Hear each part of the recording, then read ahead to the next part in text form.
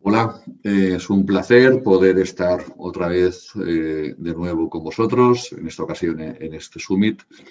Y en primer lugar, yo quería agradecer a todo el equipo humano de la Escuela de Salud Integrativa ESI su confianza en mí, a todos vosotros por estar presentes en esta serie de conferencias y, como no, a mi querido compañero y amigo Alejandro Luque, con quien tengo el honor de compartir esta ponencia sobre nutrición y cáncer, en la que yo comenzaré hablando de aspectos más de tipo teóricos y Alejandro continuará con los aspectos prácticos y ya con aspectos pues mucho más concretos que tengan que ver con el tipo de alimentación y lo vamos a enfocar especialmente en la prevención del cáncer. Bueno, para aquellos que no me conozcáis, yo soy Juan Serrano, soy biólogo especializado en bioquímica y en biología molecular por la Universidad de Valencia, soy responsable de proyectos de Intersa Labs, soy también docente, en este caso ahora en breve, en el mes de octubre, vamos a iniciar la quinta edición del máster de suplementación integrativa con evidencia científica, soy también el codirector del curso avanzado en inflamación y nutrición antiinflamatoria que acabamos de finalizar y que ahora haremos también una segunda edición, y mi implicación con la medicina integrativa desde hace mucho tiempo. Soy el actual vicepresidente de la Sociedad Española de Salud y de Medicina Integrativa, SESMI. Bueno, aportaré mi pequeño grano de arena en el tema de cáncer, por mi experiencia, por mis publicaciones. En el año 2012 publiqué mi primer libro, Cáncer, un enfoque biológico. En el 2016, con Paidós Planeta, ya publiqué Poder Anticáncer, del que aportaré también alguna reseña. Y a finales del 2019 he promovido por la Sociedad Española de Salud y de Medicina Integrativa, en conjunto con la prestigiosa editorial Panamericana, pues iniciamos el primer tratado médico en lengua hispana sobre oncología integrativa, con el libro Oncología Integrativa, Manual Básico y Clínico, por parte de 50 autores, del que tengo el honor de codirigir este manual. Bueno, ya entrados en materia, me interesan mucho poner en contexto dónde estamos situados y, bueno, me gusta pues siempre comenzar diciendo lo que aprendemos de nuestros mayores. Yo creo, como biólogo, que la diferencia que hay, que existe entre para lo que estamos diseñados a nivel genético y lo que hacemos en la actualidad, cuanta más distancia hay, pues más problemas nos pueden surgir. Bueno, está bien recordar, son modelos epidemiológicos muy claros, muy contundentes, por ejemplo, lo que ocurre con poblaciones muy longevas, como pueda ocurrir con los habitantes en Okinawa, en Japón, donde son muy longevos, donde la proporción, la incidencia o la mortalidad por patologías asociadas a la vida moderna, como el cáncer o las patologías cardiovasculares, son prácticamente nulas, y ello es debido a que tienen una alimentación más de tipo ancestral, más adecuada al diseño original del que antes os hablaba. Mucho vegetal, mucho de lo que cultivan en sus tierras, pobre en proteína animal, beben un agua de excelente calidad porque es un agua de manantial y además son muy sociables. Bueno, debemos también de decir que el propósito de la nutrición el propósito de la alimentación, la nutrición tiene que ser celular, del mismo modo que la respiración también tiene que ser celular. Cuando cualquiera de nosotros o cualquiera, o lo que hacía el hombre primitivo, cuando se alimentaba, en la descomposición en sus principales principios inmediatos, como por ejemplo la glucosa, derivado de los hidratos de carbono, lo que hace es entrar en la célula. Os recuerdo que la glucosa es una molécula de 6 átomos de carbono, que lo que hace es, a nivel de citoplasma, establecer un proceso metabólico que es la glucólisis, por la cual se desdobla en 2 moléculas de 3 átomos de carbono de ácido pirúvico, la cual tiene que entrar en una organela que es la mitocondria, que en presencia de oxígeno, en la que somos seres aeróbicos, lo que hace es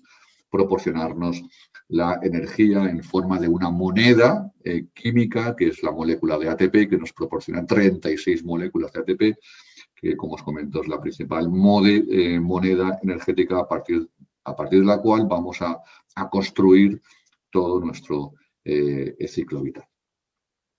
Bien, me gusta mucho emplear esta diapositiva, donde intento hacer ver que el hombre ancestral y el hombre moderno tienen una prácticamente idéntica biología. Por eso os comentaba, ¿no?, que todo aquello que se aleja de lo anterior, pues bueno, nos puede ocasionar un montón de problemas, tal y cual apunta esta publicación, en la cual nos viene a decir que las dietas modernas, en comparación con las dietas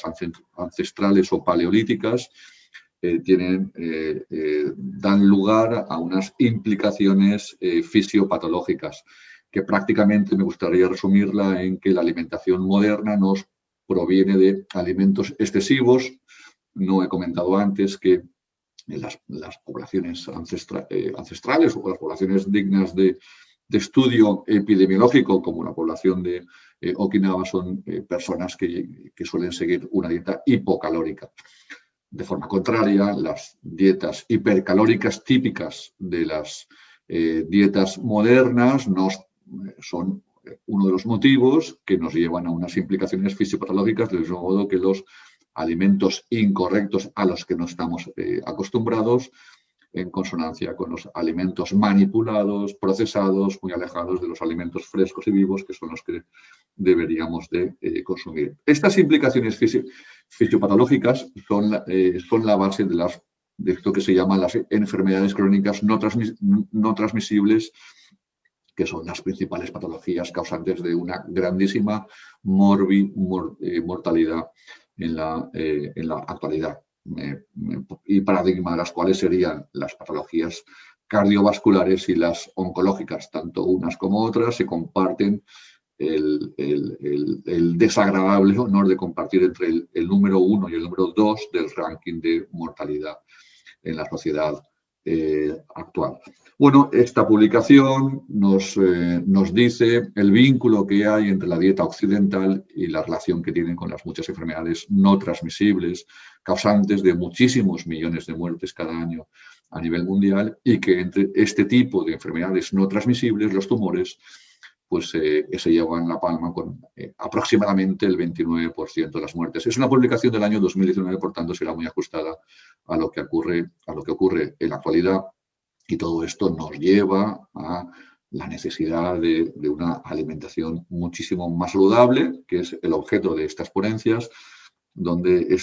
vamos a intentar ver la necesidad de una alimentación más saludable en la prevención del cáncer. Bueno, en el año 1987, por parte de la Comisión Europea, se intentó establecer un documento que es el Código Europeo contra el Cáncer, por el cual se daban unas pautas para intentar prevenir esta enfermedad. Esto que veis aquí, si no recuerdo mal, es la tercera edición del Código Europeo contra el Cáncer, en el cual ya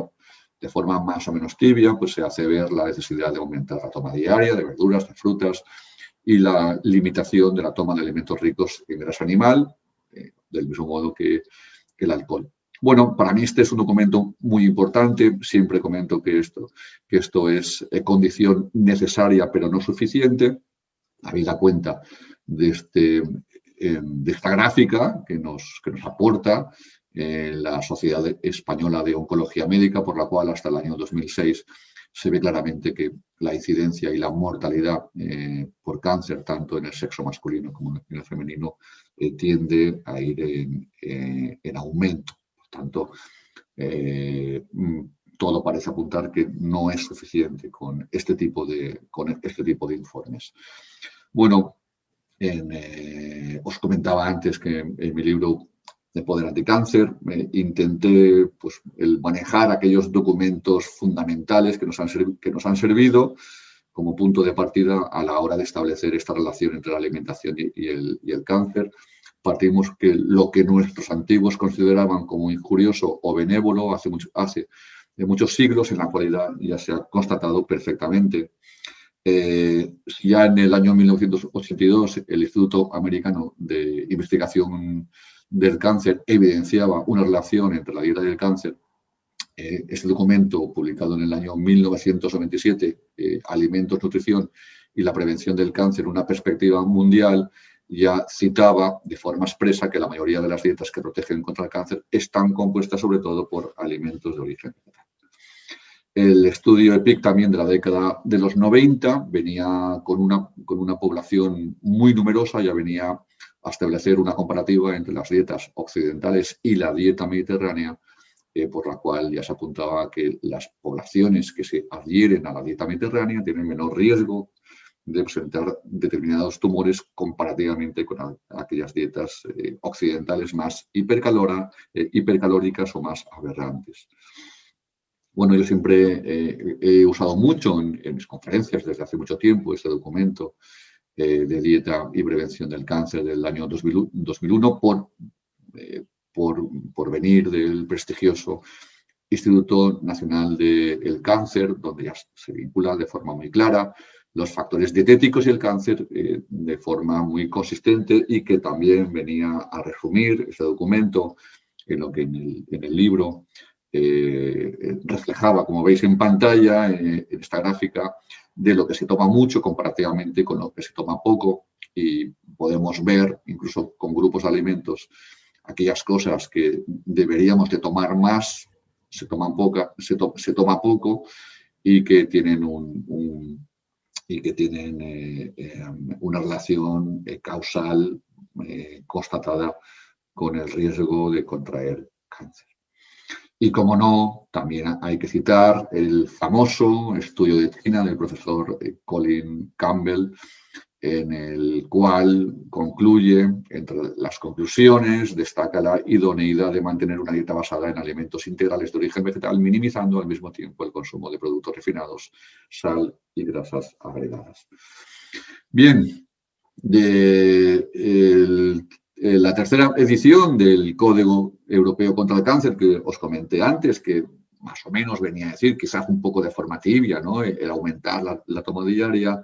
Tal es la importancia de este nexo que vincula la alimentación, la dieta con el cáncer, que en la actual cuarta edición del mismo Código Europeo contra el Cáncer se incrementan las pautas y bajo mi punto de vista, como os marco en rojo, quizás ya se le da mayor contundencia al consumir gran cantidad de cereales integrales,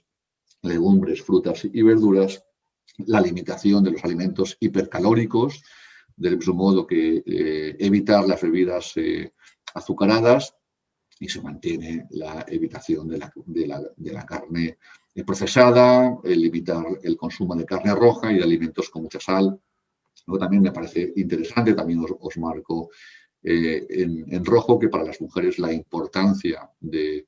la lactancia materna, y también el riesgo que conlleva la terapia hormonal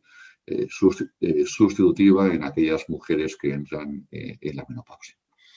Pero bien, siendo condición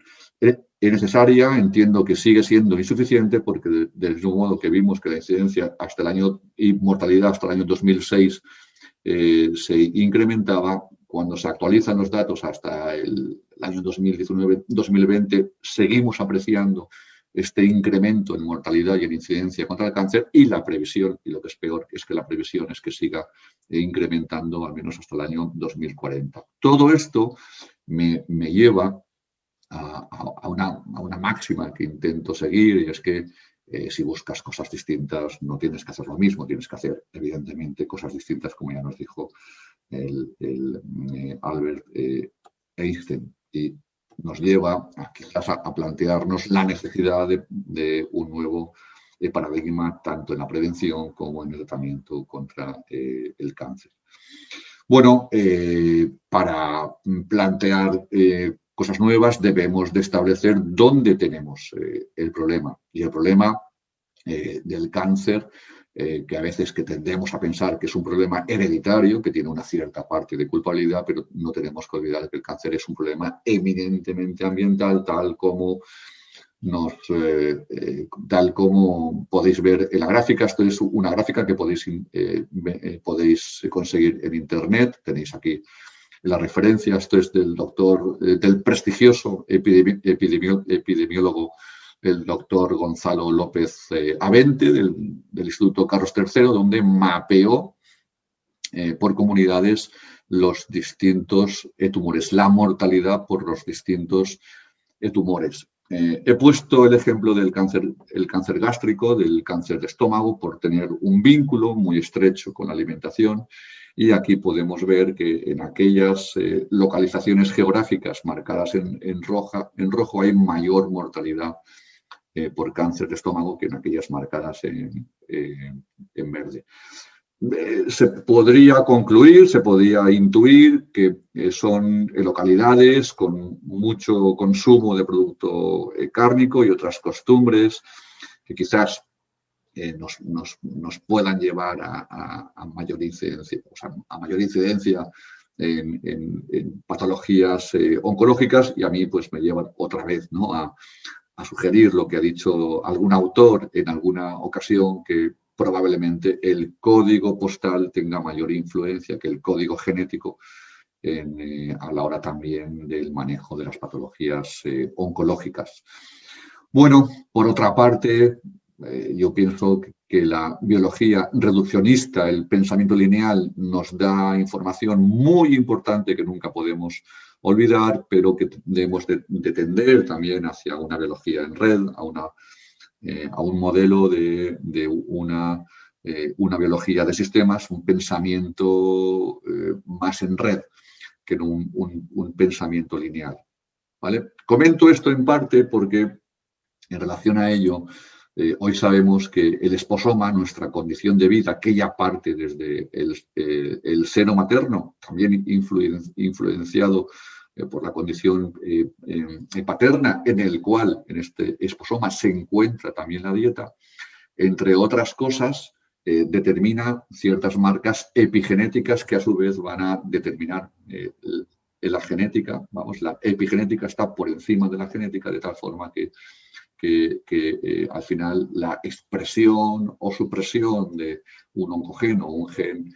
supresor pues me va a definir un fenotipo que me vaya hacia contraer un tipo determinado de tumor o seguir estando en un estado saludable.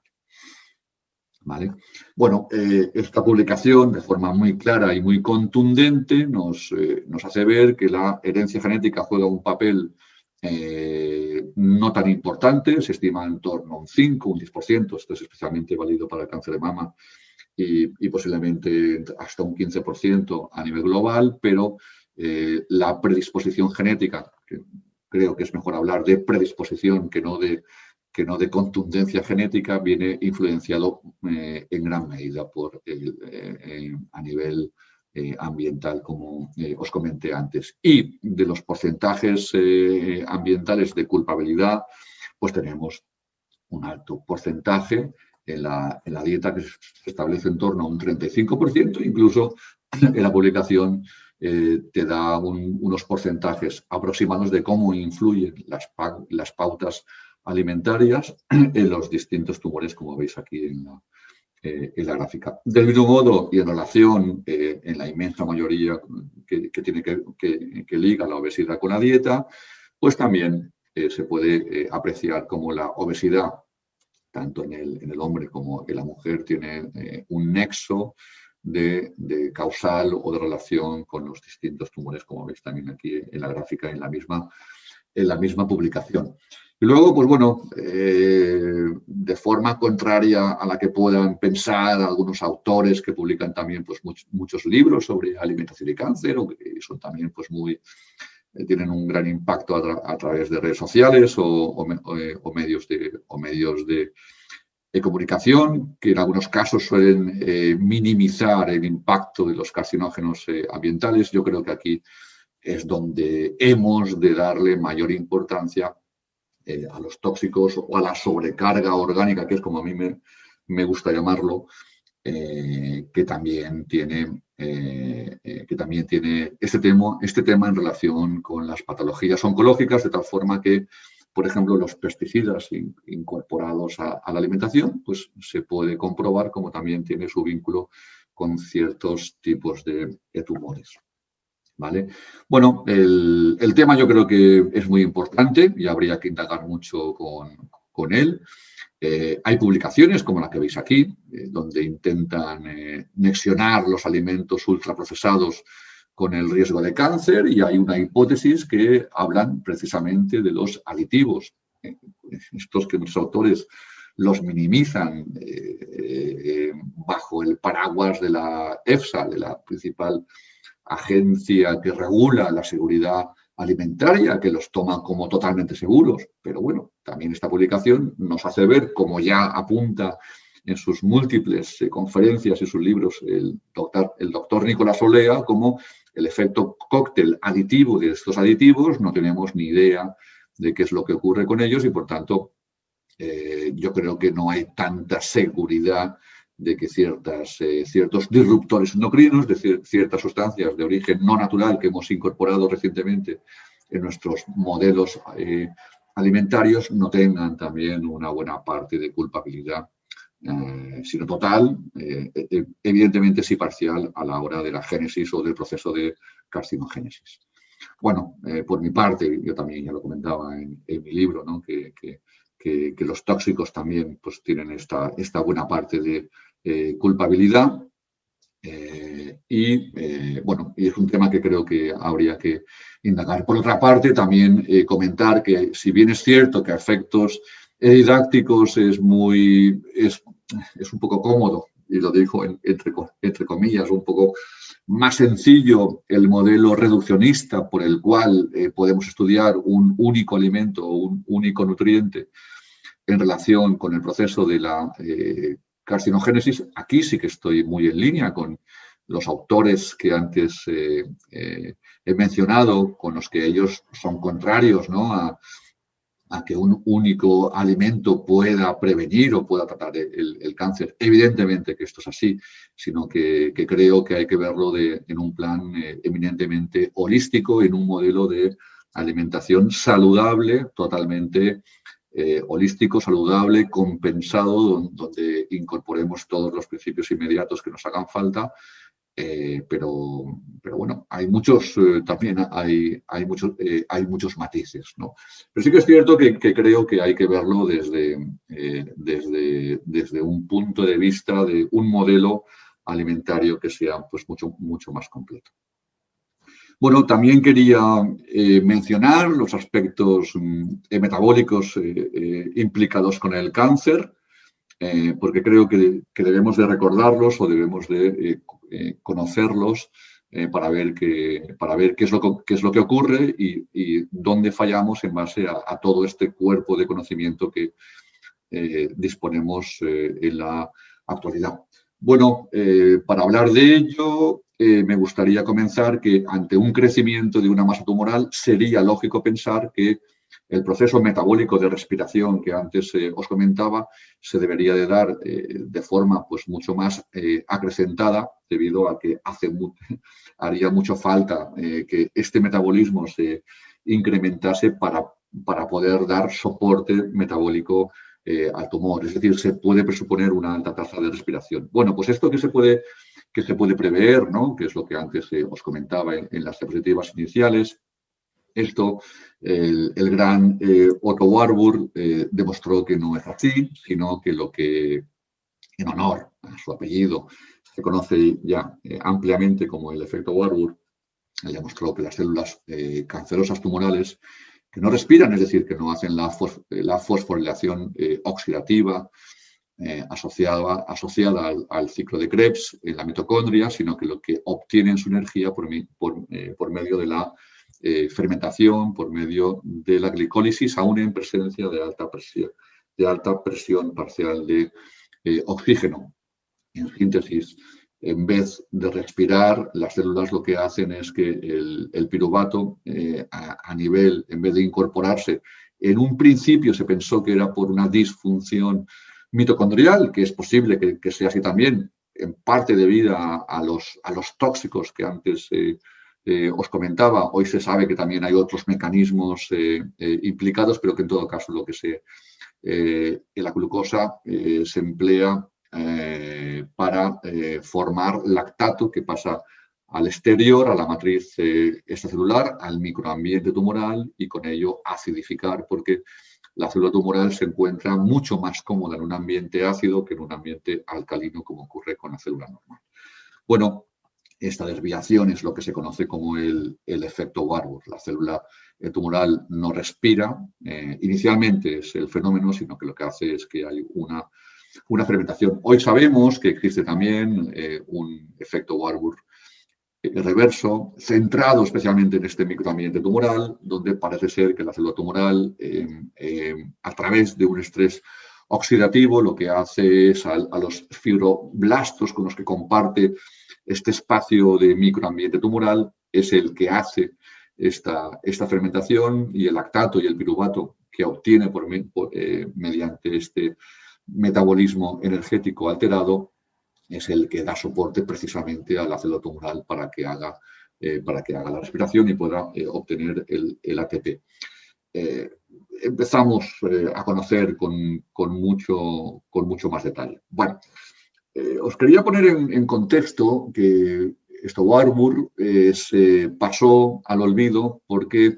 lo que ocurrió es que a mitad del siglo pasado, un poco más que a mitad, el presidente norteamericano Nixon declaró la guerra contra el cáncer y la quimioterapia adquirió un protagonismo brutal. Bueno, el tiempo pasó, Warburg quedó en el olvido, la quimio, como os digo, tuvo muchísimo protagonismo, pero hubo un momento donde 3 investigadores, estableciendo un brillante modelo epidemiológico en la Universidad de Harvard, demostraron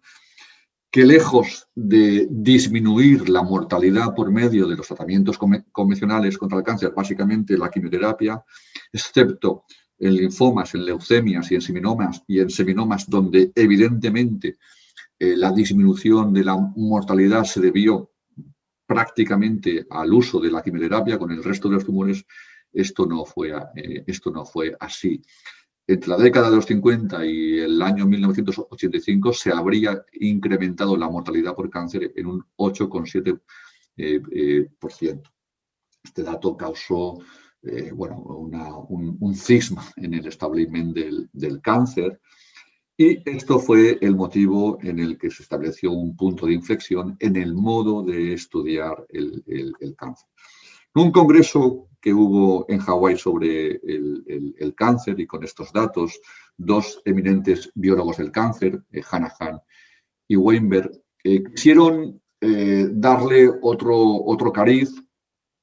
y entendieron que para poder hacer una buena estrategia frente al cáncer debían de estudiar el mecanismo intrínseco más a nivel molecular que acontecía en el cáncer. ¿Vale? Tenían que estudiar muy de fondo qué es lo que ocurría. Bueno, buscaron la huella dactilar, los puntos en común que tienen todos los tumores a nivel molecular. Entonces, en la prestigiosa revista Cell, en el año 2000,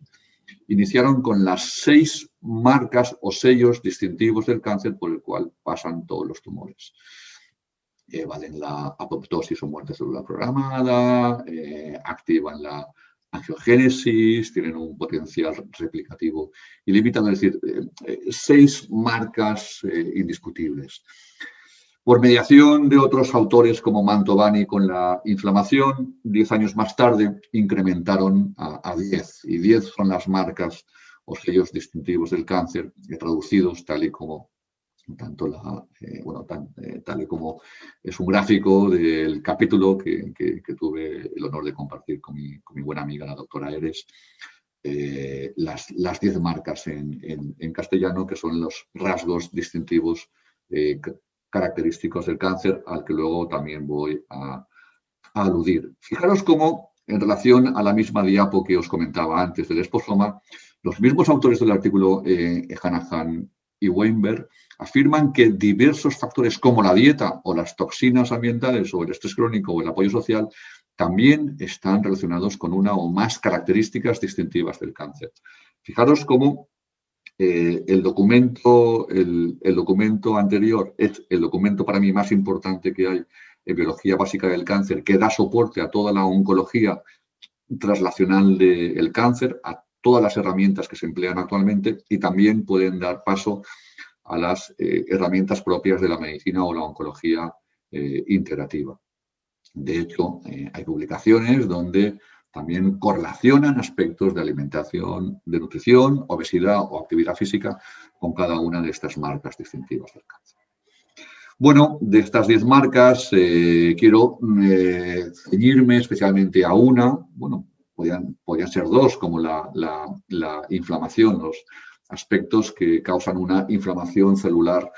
sostenida, y también podríamos hablar perfectamente de aquellos alimentos que son de tipo proinflamatorio o de aquellos alimentos que son de tipo antiinflamatorio. Pero me quiero ceñir un poquito a una de las 10 marcas más importantes,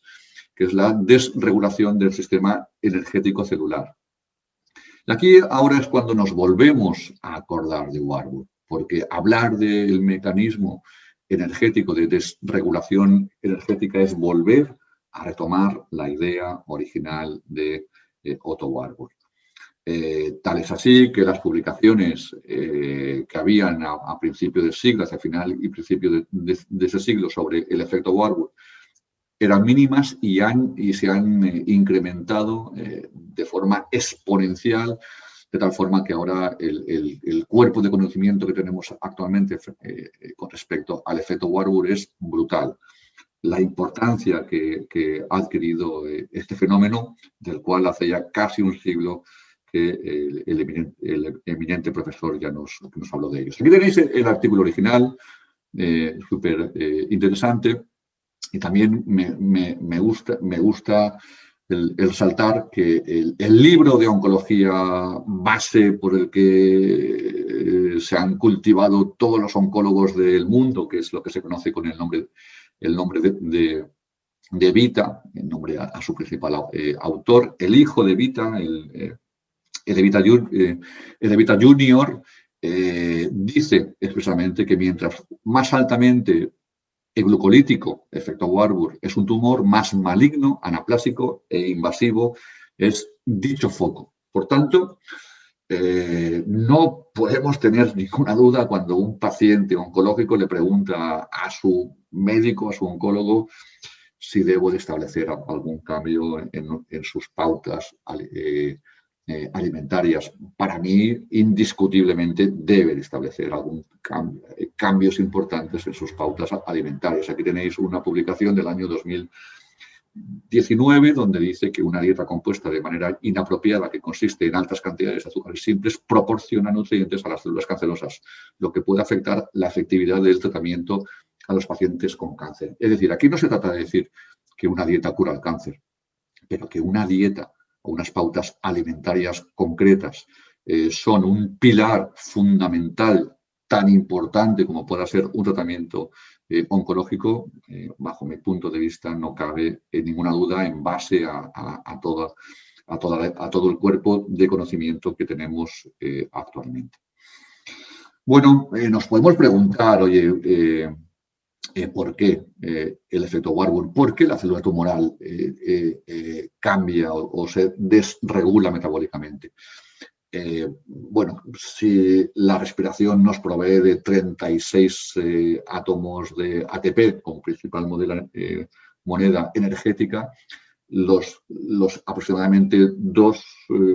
moléculas de ATP que nos proporciona la fermentación obliga a que entre más glucosa, que haya más compulsividad por la por la glucosa para poder mantener esta alta replicación del cáncer. Y aquí es cuando también nos damos cuenta, tal y como publicó en el Manual de Oncología Integrativa, tanto la doctora Eres como el doctor Santos Martín, que lo podéis consultar, como que hay una bidireccionalidad entre el concepto de oncogenoma y oncometaboloma. Es decir, por una parte, metabolitos activan o inhiben distintas vías de señalización celular, activan oncogenes y suprimen genes supresores, y a la inversa, como ciertos oncogenes, pues pueden estimular la captación y la convulsividad que tenga la célula tumoral hacia la glucosa. Al respecto del efecto Warburg, dos consideraciones, bajo mi punto de vista, muy importantes. La primera de ellas es de tipo diagnóstico. Bueno, una de las principales herramientas diagnósticas que contamos a nivel hospitalario, que es el PET, se fundamenta en un derivado sintético de la glucosa marcado con radioactividad, que es la 18-fluorodeoxiglucosa. Es un metabolito que nos inyectan o que ingerimos y el cual va a ir especialmente al tumor. La base de esta técnica indica que, excepto aquellos órganos o tejidos metabólicamente muy activos que necesitan de un alto consumo de glucosa, como pueda ser el cerebro o el corazón, en el ejemplo de ellos, ¿no? Aquí hay otros, como la vejiga y demás, ¿no? El resto no captan, o sea, no captarían la glucosa o no seríamos capaces de detectarlo mediante esa técnica. Sin embargo, en aquellos puntos donde hay una actividad tumoral, como veis en imagen, un nódulo pulmonar, debido a que son altamente glucolíticos y que captan la glucosa, al darle al paciente este derivado, somos capaces de detectarlo. Es decir, una de nuestras principales herramientas diagnósticas se fundamenta en la compulsividad que tiene la glucosa, perdón, que tiene el tumor por la glucosa. Fijaros esto hasta donde llega, que hay una publicación que más o menos que nos dice que el azúcar contenido en media tableta de chocolate sería capaz, es suficiente para captar con gran detalle un tumor a través de un PET en una persona de 70 kilos. Es decir, yo creo que en base a esto deberíamos de ser conscientes de que hay ciertos alimentos, especialmente aquellos que sean de elevado índice glucémico, con los cuales deberíamos de ir con mucho cuidado. Y esa es precisamente la segunda consideración de tipo terapéutico a la que quería recurrir, y es lo que se podría llamar la terapia oncometabólica del cáncer. Hay publicaciones como la del profesor Longo, que tiene muchísima experiencia al respecto, y aquí nos podríamos fundamentar en la parte farmacológica, en aquellas pautas nutricionales en las que deberíamos de intentar suprimir, eliminar, evitar los sustratos fermentables por el tumor, con lo cual nos llevaría a ciertas pautas como el ayuno intermitente, la restricción calórica, una dieta cetogénica, es de la cual mis queridas compañeras y amigas, las doctoras Lajo y Michael González, en el mismo libro ya hicieron una excelente revisión, como parte de la estrategia dietética, especialmente en pacientes sometidos, o sea, en pacientes oncológicos, y también se podía plantear a nivel de prevención. Todo esto os lo comento a nivel teórico. Evidentemente, todo este tipo de estrategias deberían siempre de ser perfectamente valoradas por un profesional bien entrenado en este tipo de pautas dietéticas. Por otra parte, también podríamos recurrir a bloqueadores metabólicos sintéticos, como puede ser la metformina, o también aquellos de origen natural. Es decir, tenemos estrategias que podemos emplear en base a este conocimiento. Bueno, además del oncogenoma y el oncometaboloma, aparece también la importancia que tiene el microambiente tumoral. Bueno, aquí ya se escaparía ya se escaparía de lo que es esta conferencia, pero sí que es cierto que bueno, la importancia que hay que darle al microentorno tumoral, al microambiente tumoral. De hecho, hay una publicación o hay varias que se encargan únicamente de este concepto. El tumor o las células tumorales no están solas, se encuentran con células normales, con fibroblastos, con las distintas células inmunitarias nuestras, pero hay algunos aspectos que tienen en común y que son muy importantes. Suele concurrir una baja presión de oxígeno en este microambiente tumoral, y esto lleva muchas implicaciones terapéuticas, donde la medicina integrativa también tiene mucho que hablar. Hay una excesiva acidez en este microentorno, en base también por la formación del ácido láctico o el lactato que antes os comentaba, procedente del efecto Warburg. Y todo esto hay subproductos también en forma de ácidos grasos, que en definitiva lo que van a hacer es que las principales células de defensa, como los linfocitos T, no puedan atacar el tumor. Es decir, es una estrategia que la célula tumoral realiza para enmascarar, para ocultarse, ¿no?, entre comillas, de la acción que tendría por parte de nuestro sistema inmunitario. Bueno, esta publicación nos hace ver, por tanto, también la implicación que tendría ya con respecto también al tipo de aceite vegetal que nos va a procurar un tipo de ácido graso y también de colesterol, ¿vale? En este caso no hay tanta investigación en relación a la matriz extracelular o al microambiente tumoral, no hay tanta información de la implicación de la dieta en concreto a nivel de este microambiente tumoral, pero ya hay apuntes como el que veis aquí en la imagen, donde bueno, ciertos subproductos de ácidos grasos y de colesterol pues también tienen una implicancia a este nivel. Lo que sí queda perfectamente claro es que todas nuestras membranas celulares, las cuales tienen que hacer la nutrición y la respiración celular en función de la bicapa lipídica característica de este compartimento, la fluidez que tenga va a ser clave a la hora de poder incorporar los nutrientes que precisamos. A este respecto, también pues, la importancia de que la proporción omega 3 con omega 6 sea mucho más saludable. Es decir, si la proporción de omega 6 con respecto a 3 pues debería ser de un 2:1, actualmente estamos en una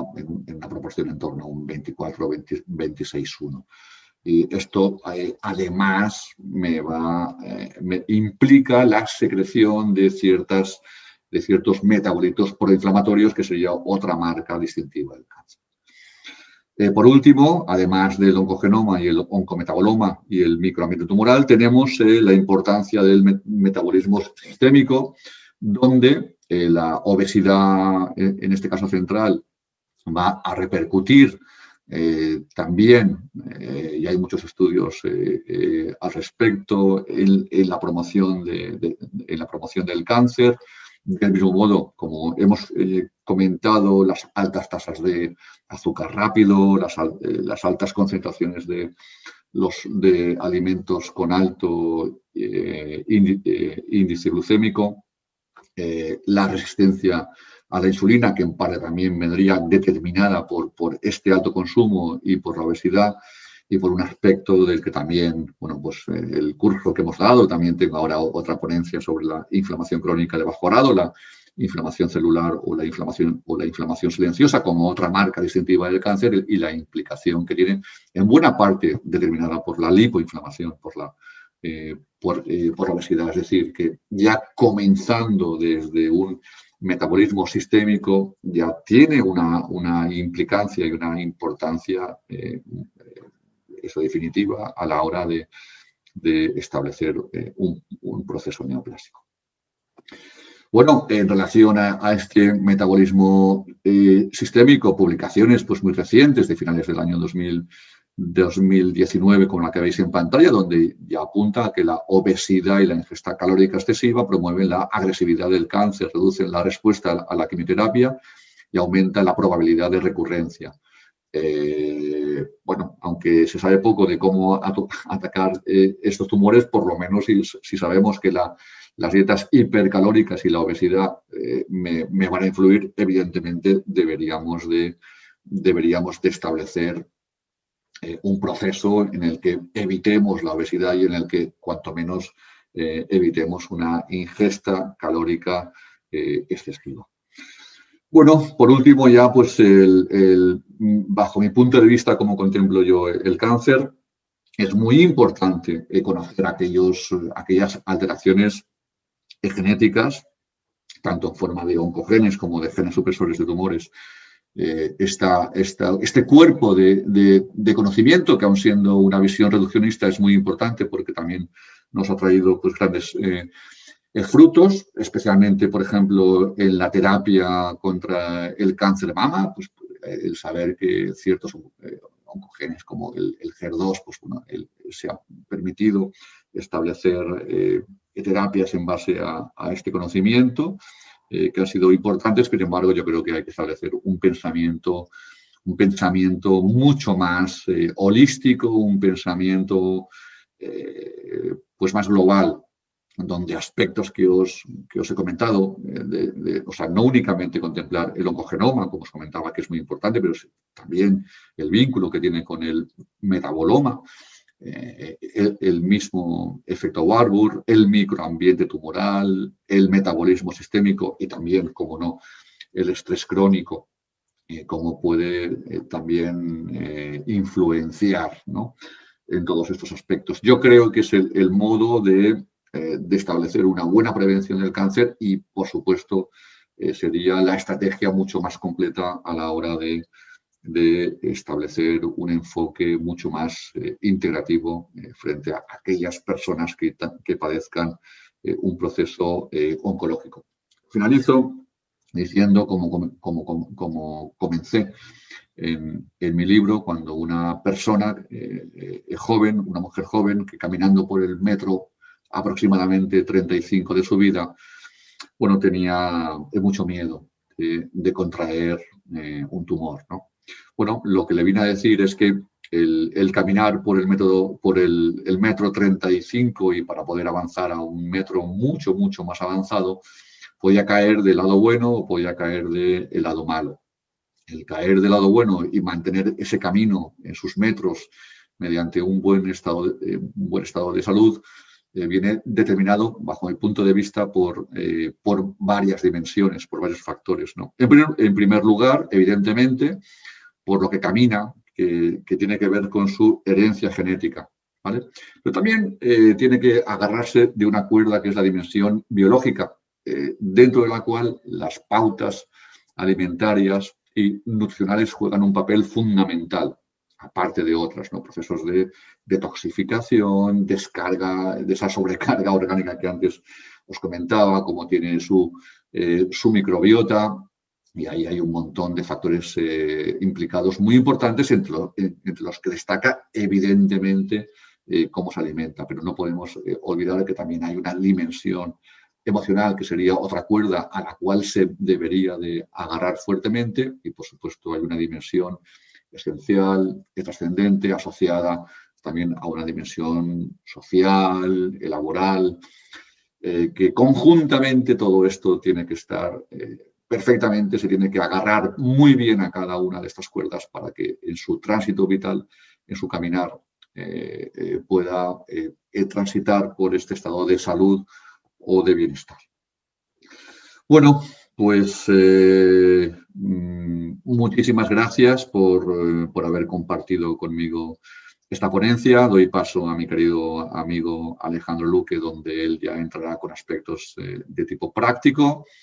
y espero que os haya sido de mucho interés, agradeciéndoos el que hayáis estado conmigo y, por supuesto, a todo el equipo de la Escuela de Salud Integrativa ESI por